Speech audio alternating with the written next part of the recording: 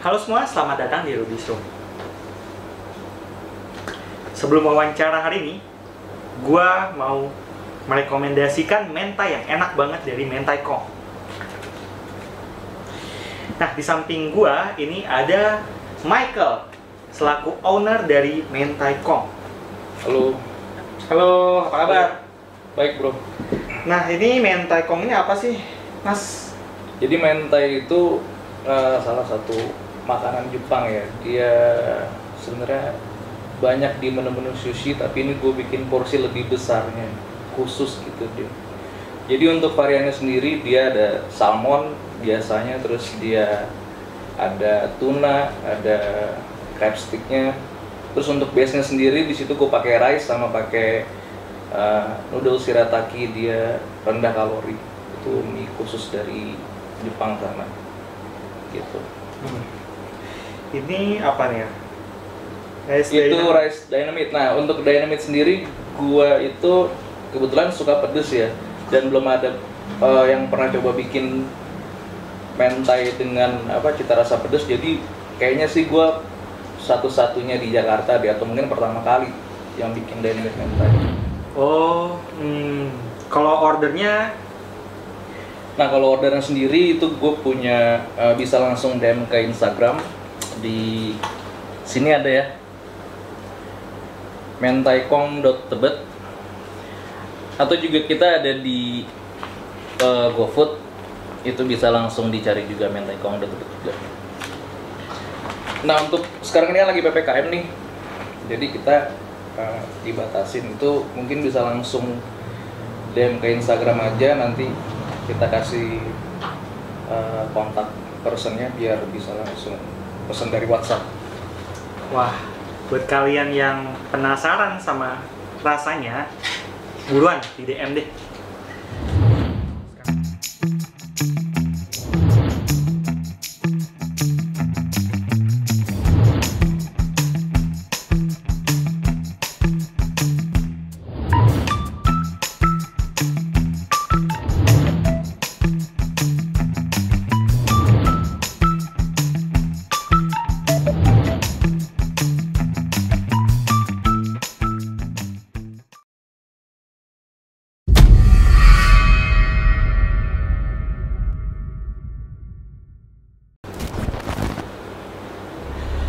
Nah, barusan sudah nyobain Mentai Kong.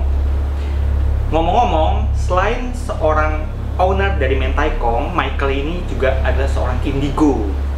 Nah, Michael ini punya cerita menarik nih. Dulu, dia ini pernah hampir tersesat, hampir hilang di Pulau Karimun. Dan juga punya pengalaman yang mengerikan lainnya. Iya, jadi waktu itu gue lagi liburan ceritanya sama teman-teman. Jadi memang kita suka backpackeran. Berapa orang?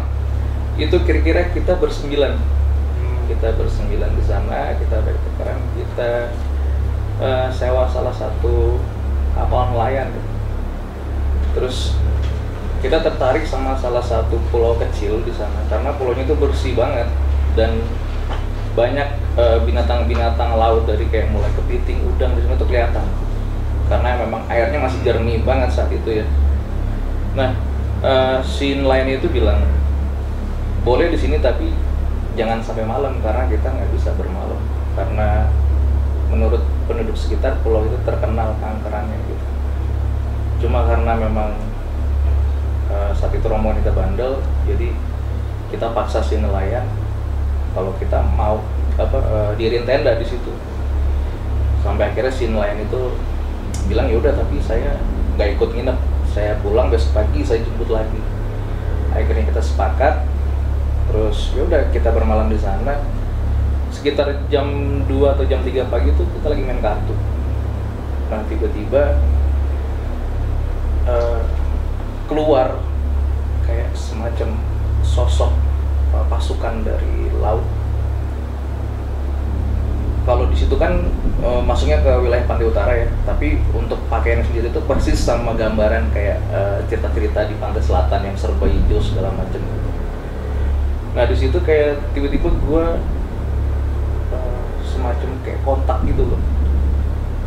mereka nyampein pesan kalau gue mau salah satu dari mereka itu yang bisa lihat cuma lu doang ya? Atau mungkin ada teman-teman lain yang iya, lihat juga? kebetulan cuma gue doang saat itu. Jadi saat kita lagi seru main kartu itu tiba gue langsung kosong ngeblank fokus ke arah pantai itu, dan di situ ya gue kayak kontak batin sama makhluk itu kan, gue bilang wah nggak bisa, dan tiba-tiba ya kalau gue pribadi kan biasanya ngerasain tuh badan itu kayak kedinginan gitu ya, kayak apa ya, bisa dibilang emosi campur aduk lah rasanya, Gak nyaman gitu ya? nggak nyaman, kayak perasaan nggak nyaman, gelisah gitu kan. Dan gue saat itu juga nggak tahu gitu ini apa gitu kan. Nah, tiba-tiba dari sebelah kanan itu kebetulan kan hutan, jadi kita kalau masuk ke dalam itu hutan, masih kayak lo bisa nemuin di sana landak hutan, terus binatang-binatang kayak ular-ular itu di sana masih banyak. Nah dari sebelah kanan itu muncul pasukan yang lain, jadi mereka semua bawa tombak. Nah tadinya gue nggak tahu kan ini pasukan dari mana gitu. Itu mereka cuma lu doang yang lihat juga kan? Cuma gue doang yang lihat.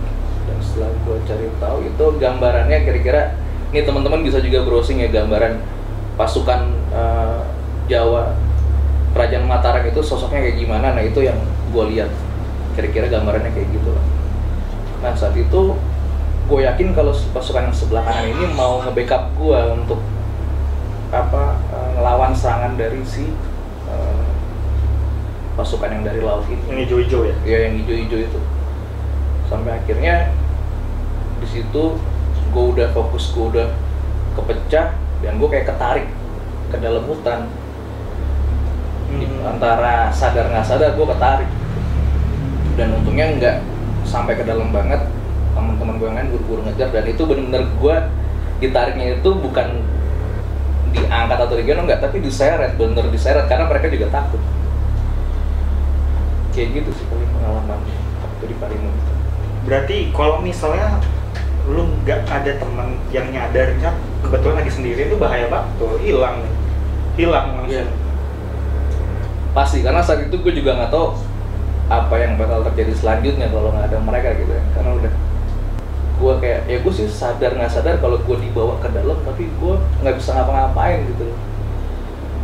Ya makanya itu salah satu gak enaknya sih kalau sendirian itu, ya pasti ya kita nggak bakal tahu. Nih kalau yang gue rasa, lu ini kayaknya tipe yang pertahanannya lemah nih, kayak pertahanan energi. Jadi kalau misalnya ada energi datang yang mendekat ke dia, entah itu berupa serangan makhluk halus atau serangan dari manusia gitu kan, ini kayaknya tipe yang gampang ambruk ya?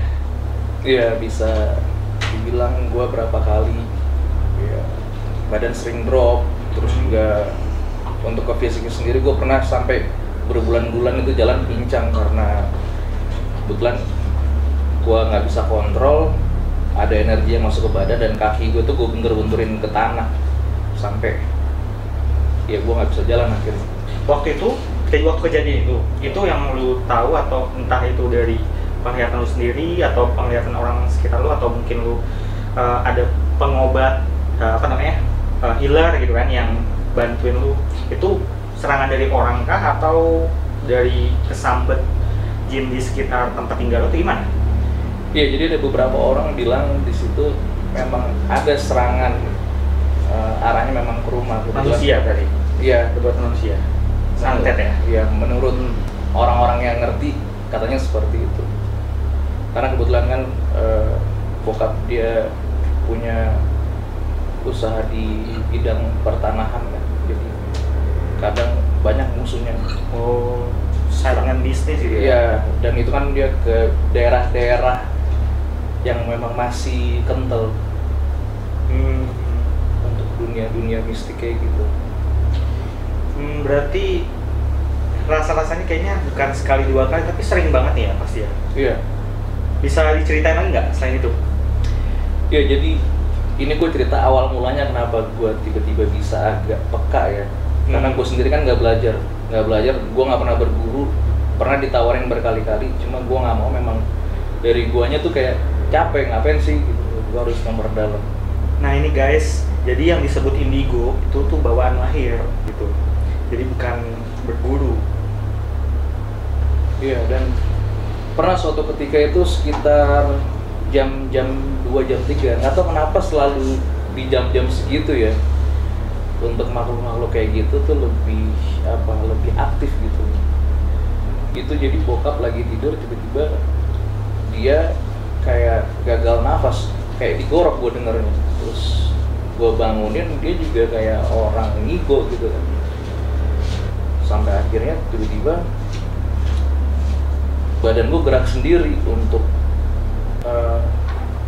megang sesuatu itu yang nggak kasat mata. Itu awal mulanya gue bisa ngerasain hal-hal kayak gitu. Terus setelah bokap sadar, gue tanya kenapa, kata dia kayak dicekek kata gitu. Terus tiba-tiba hilang pas kamu datang. Dan memang gue ngerasa itu kayak gue melakukan perlawanan ke suatu energi yang gue nggak bisa lihat. Jadi bokap ini sensitif doang atau indigo? Dia mungkin sensitif doang ya. Sensitif doang. Kebetulan dia memang mungkin dia yang dijadikan sasaran gitu. Oh berarti dalam artian bokap saat ini sedang dalam keadaan diserang orang gitu ya? Iya. Wow, ngeri sih. Terus gue pernah juga, oh ya, awalnya itu gue pikir apa gue halusinasi gitu kan, karena kaget tuh pertama kali kita nggak tahu apa-apa tiba-tiba bisa ngalamin kejadian yang gue sendiri. Awalnya ini kejadian apa sih? Dan gue punya kakak gue tuh ada 2, jadi yang salah satunya itu yang di atas 2 tahun itu, dia kebetulan di saat yang bersamaan dia juga ngalamin kejadian serupa gitu. Jadi kita tektokan. Gue nggak mau beranggapan kalau gue halusinasi, jadi gue tanya ke dia dulu, dari mana arah energinya itu datang. Gue udah tahu kalau itu dari kiri, tapi gue nggak bilang ke dia. Dia bilang dari kiri, benar berarti. Berarti kakaknya ini indigo juga? Bisa dibilang kita saat itu dapatnya barengan, ngalamin kejadian itu. Berarti adik kakak indigo gitu ya? Dan kebetulan, nah ini salah satunya ya, kalau misalkan kalian emang nggak ada pembimbing dan nggak niat buat memperdalam, mendingan kalian anggap aja itu nggak ada. Karena kebetulan gue punya kakak pribadi itu, dia pernah ada di satu situasi yang benar-benar ngancem nyawanya dia, dan ada yang bisikin dia bilang biarin gue masuk, gue yang handle semua, gue yang nanggung semua gitu, lo nggak bakal kenapa-napa. Tapi dengan syarat ya lo bakal ada di sisi yang hitam gitu kan. Dan sama dia dibiarin masuk, benar saat itu dia mau dikeroyok sama orang, beberapa orang. Dan tiba-tiba orang yang mau ngeroyok dia itu pada mental. Jadi setiap orang yang nendang dia mental, sampai orang itu semua takut. Dan akhirnya ya sekarang bisa kalian mungkin sering dengar kalau orang nggak kuat tuh nanti bisa larinya ke agak gangguan mental. Ini yang masuk ke dalam kakak itu dia kodam kakak atau mungkin jin di sekitar yang mau bantuin? Nah itu kayaknya sih memang dari jin sekitar yang mungkin mau bantu dia, dan akhirnya dipersilakan. Sampai akhirnya sekarang kakak gue itu dia nggak bisa fokus gitu loh, nggak bisa konsentrasi atau bahkan ngobrol sama orang itu sekarang udah nggak bisa nyambung gitu. Kayak gitu, itu salah satu efek sampingnya kalau emang ada teman-teman yang mungkin ngerasain kayak gitu, nggak mau cari pembimbing atau nggak mau memperdalam, mendingan nggak usah deh, diemin aja, cuekin. Mungkin gini, si makhluk itu masuk ke dalam tubuhnya kakak, kemudian merusak beberapa syaraf di kepalanya gitu aja. Jadi memang yang namanya kodam, yang namanya jin dan sebagainya, ketika kita berinteraksi dengan mereka itu memang kan seperti yang gue pernah jelasin gitu, mereka ada yang cocok, ada yang enggak gitu. Jadi memang hati-hati sih sama yang namanya makhluk astral gitu kan, karena nggak semua bisa cocok gitu. Kalau nggak cocok ya jadi penyakit gitu. Salah satunya mungkin ya ini yang seperti yang diceritain Michael, jadi kakaknya itu jadi kayak agak-agak kurang gitu ya. Iya, jadi dia kayak udah kewarasannya kurang gitu. Iya, dia udah nggak bisa nyambung diajak ngobrol sama orang. Jadi kayak halusinasi, ngelantur. Sorry, kakak ini dalam artian benar-benar nggak waras gitu. Kalau dibilang nggak waras, dia masih ngerti apa belanja online, masih ngerti, dia nyetir masih bisa, tapi untuk diajak ngobrol sama orang itu udah nggak nyambung. Kita ajak ngobrol A, dia larinya bisa ke Z kayak gitu. Jadi cuma ngomong nggak nyambung aja. Jadi semenjak kejadian itu gitu ya. Iya. Jadi konsentrasinya udah nggak bagus gitu. Lu kan punya Khodam nih. Memang guys, jadi setiap indigo itu pasti punya Khodam. Khodam itu adalah makhluk halus atau jin yang mendampingi gitu loh. Kayak semacam penjaga badan gitu. Khodam lu ada berapa? Nggak tahu ya ada berapa, cuma berapa kali yang masuk itu macam-macam sih, kayaknya lebih dari 3. Kalau gue tangkap kayaknya 9 kayaknya. Cuma gue terus terang gue penasaran dengan beberapa. Boleh gue panggil nggak? Ini sih terserah Michael ya, boleh atau enggaknya, karena dia yang punya badan. Boleh nggak? Iya, coba. Boleh. Oke. Gak apa-apa ya.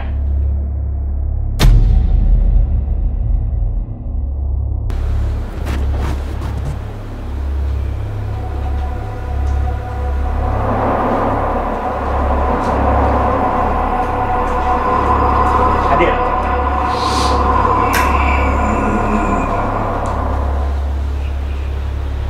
Assalamualaikum. Nama kamu siapa? Kamu bisa bicara? Enggak? Ya udah. Ya, mohon maaf kalau saya ganggu. Ya, kamu balik lagi ya.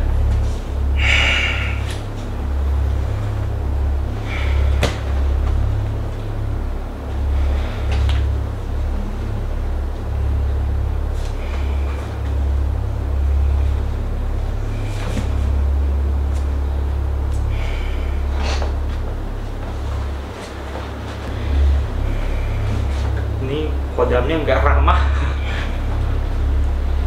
Siapa itu tadi yang datang, tahu? Gue juga sebenarnya nggak tahu, makanya bertanya Michael. Nggak pernah tahu, gue sering coba tanya mungkin ke orang-orang gimana sih cara diskusi, tapi mereka juga nggak pernah jawab namanya siapa. Sampai ya akhirnya banyak masuk macam-macam, kadang harimau, terus ada yang juga beruk, kadang juga dia bahasa Timur Tengah tapi nggak tahu Timur Tengah sebelah mana gitu. Kalau orang bilang itu bahasa rohnya mereka. Cuma gini, dia banyak Khodam, tapi tipenya kayaknya tipe-tipe penyerang semua nih Khodamnya. Jadi memang makhluk halus itu ada yang jago dalam pertahanan, ada yang jago dalam penyerang. Kayaknya tipenya si Michael ini Khodamnya Khodam penyerang semua. Nah, buat pemirsa yang di rumah, lu ada pesan-pesan nggak buat penonton?